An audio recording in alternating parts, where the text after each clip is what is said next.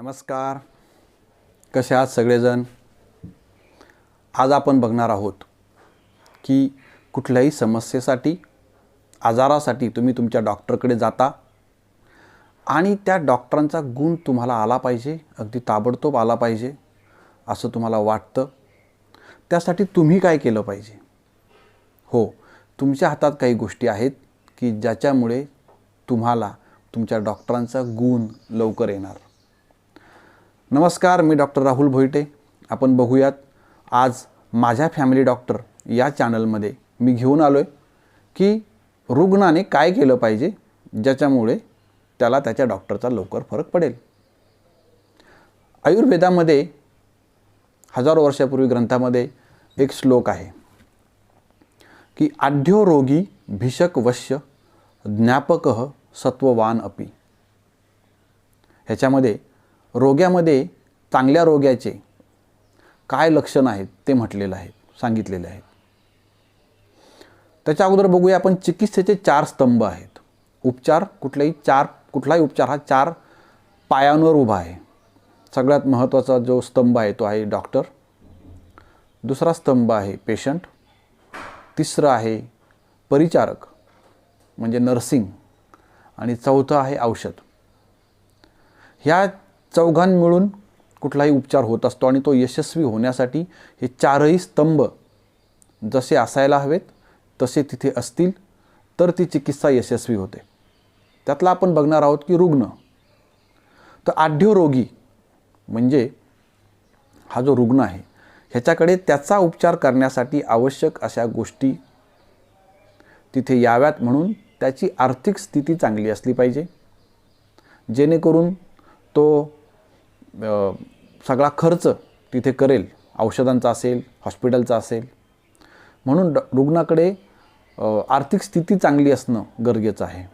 सध्याच्या काळामध्ये सरकारी हॉस्पिटल्स असतात किंवा काही योजनाही सुरू असतात, म्हणून कधीकधी आर्थिक स्थिती तिथं तेवढी महत्त्वाची ठरत नाही. असं जरी असलं तर काही तपासण्या ज्या सरकारी रुग्णालयांमध्ये होत नाहीत त्या जर खाजगी रुग्णालयामधून करायच्या असतील तर तिथे पैसा हा लागतोच. दुसरा आहे भिषक वश्य म्हणजे वैद्याला शरण आलेला, म्हणजेच तुमच्या डॉक्टरांवर तुमचा विश्वास असेल तर ते महत्त्वाचं लक्षण तुमचं आहे की तुम्ही चांगले रुग्ण आहात. म्हणजे डॉक्टर जे म्हणतायत, डॉक्टर जे सांगतायत त्याच्यावर पूर्ण तुमचा विश्वास आहे. तिसरा गुण आहे ज्ञापक म्हणजे तो समजून घेणार आहे. आजार काय आहेत, मला पथ्य काय आहेत, डॉक्टरांनी मला काय सांगितलेलं आहे, आता माझी जबाबदारी काय आहे, असं तो समजून आणि जाणून घेणारा रुग्ण आहे, म्हणजे तो ज्ञापक आहे. आणि चौथं आहे सत्ववान म्हणजे तो सहनशील आहे. पेशंट आहे, तो संयमी आहे, त्याच्यामध्ये धैर्य आहे आणि म्हणून त्याच्यामध्ये आजाराविरुद्ध लढण्यासाठी जे सत्व असायला हवं, जे धैर्य असायला हवं ते त्याच्याकडे आहे. हे झालं हजारो वर्षापूर्वी आयुर्वेद ग्रंथात सांगितलेली रुग्णाची लक्षणं.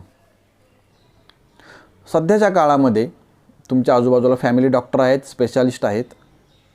तर त्यासाठी तुम्ही अजून काय केलं पाहिजे? तर मी सगळ्यात महत्त्वाचं सांगेल की तुम्ही तुमच्या फॅमिली डॉक्टरकडे जाता किंवा एखाद्या स्पेशालिस्टकडे जाता त्यावेळेस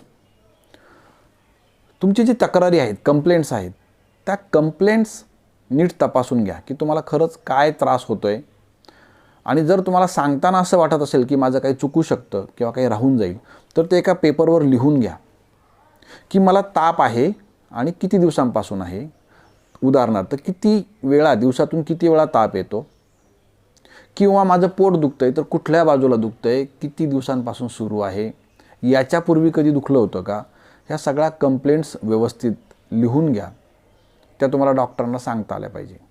बरेच पेशंट काय करतात, त्यांच्या कंप्लेंट सांगत असताना त्यांचा जो अंदाज आहे की बाबा मी लग्ना ठिकाणी गेलो होतो, मग मी जारचं पाणी पिलं आणि मग मी लिंबू पिळला होता आणि म्हणून मला सर्दी झाली, असं काही तुमच्या डॉक्टरांना सांगू नका.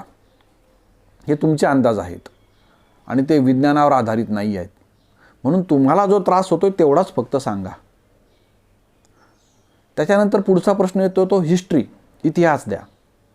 तुमच्या ज्या काही तक्रारी आहेत त्याचा इतिहास द्या. म्हणजे ते किती दिवसांपासून आहेत, किती वेळा झालेलं आहेत, पुन्हा पुन्हा होतं आहे का. हिस्ट्रीमध्ये सगळ्यात महत्त्वाचं की पूर्वीचा जो काही आजार असेल तुम्हाला, उदाहरणार्थ काही रुग्णांना डायबिटीस असतो, काहींना हार्ट अटॅक येऊन गेलेला असतो, काहींनी पूर्वी कॅन्सरची ट्रीटमेंट घेतलेली आहे किंवा काहींना दमा आहे, असं काहीही जे असू शकतं ते तुमच्या डॉक्टरांना सर्वप्रथम सांगा की मला हे पूर्वीचे आजार आहेत. नंतर येतं ड्रग हिस्ट्री, म्हणजे तुम्हाला काय औषधं सुरू आहेत, त्या औषधांचा इतिहास, म्हणजे मला इतक्या प्रकारच्या गोळ्या सुरू आहेत. एकतर तुम्ही तुमची फाईल दाखवा किंवा टॅबलेट्स प्रत्यक्षात दाखवलं तरी चालतील.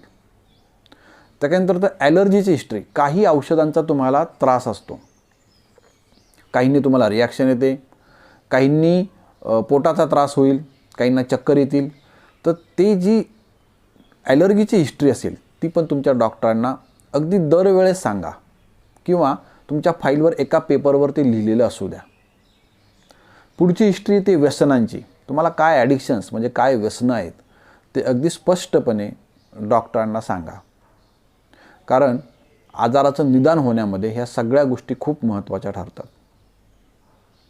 हिस्ट्रीमध्ये बराच वेळा ना मनोकायिक म्हणजे सायकोसोमॅटिक डिसऑर्डर्स असतात.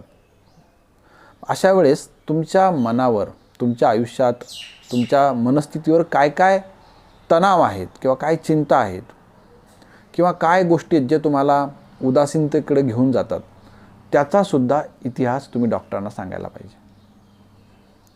म्हणजे बऱ्याच वेळा शारीरिक वाटणारी लक्षणंसुद्धा त्याचं जो स्रोत आहे, त्याचा जो सोर्स आहे तो मनस्थितीमध्ये असतो. अशा पद्धतीने तुमची केस तुम्ही तुमच्या डॉक्टरांकडे प्रेझेंट करा. ज्यावेळेस डॉक्टर तुम्हाला काही तपासण्यासाठी फॉलोअपला बोलवतात, त्या फॉलोअपला जसं बोलवलं गेलं आहे अगदी त्याच पद्धतीने तुम्ही फॉलोअपला जायला पाहिजे.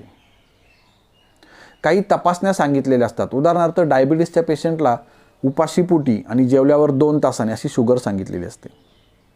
तर बरेच माझे पेशंट काय करतात की त्यांचा उपचार बंद केल्यानंतर 2 दिवसानंतर शुगर चेक करतात आणि डॉक्टरांना असं वाटतं की अरे गोळ्या देऊनसुद्धा हे पेशंटची साखर कमी होतच नाही आहे.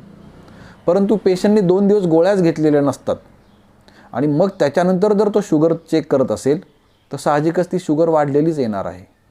म्हणून फॉलोअपला येताना कसं यायचं आहे, रक्त कसं तपासायचं आहे हे जाणून घ्या, ते लक्षात ठेवा आणि ही जबाबदारी फक्त पेशंटची. तुमचं जर काही ऑपरेशन झाले असतील तर त्याचे डॉक्युमेंट्स, त्याचे डिस्चार्ज कार्ड ते नेहमी सोबत बाळगायला पाहिजे. तुम्ही कुठेही ॲडमिट झालेला असाल तर सुट्टी होताना, तुमचं डिस्चार्ज होताना तुमचं डिस्चार्ज कार्ड तुमच्या हातामध्ये पाहिजे की ज्याच्यामध्ये तुमची सगळी हिस्ट्री एका डिस्चार्ज कार्डवर आलेली असते.